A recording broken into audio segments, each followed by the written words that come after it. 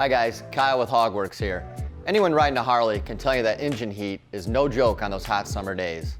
HOGWORKZ now makes mid-frame air deflectors, which dramatically improve rider comfort by directing heat away from the thigh area. These sleek deflectors bolt on in minutes and fit 09 to current touring and trike models. Not only do they make riding in hot weather bearable, they also come in color-matched options to blend in with your ride. Today we'll be installing our air deflectors on this 09 Street Glide. Let's jump into the install.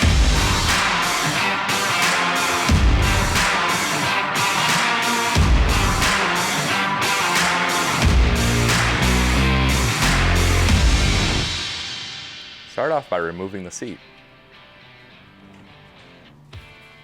Locate the two holes on the midframe. For the top hole, insert the speed clip, and on the bottom hole, insert the well nut. Line up the midframe air deflector with the speed clip and the well nut you just installed. Use the finely threaded hex cap screw and washer to fasten the top. For the bottom, use the more coarsely threaded hex cap screw and washer to secure it. It is important that you use the correct threaded screw. Repeat the same steps on the opposite side. Reattach the seat and you'll be finished.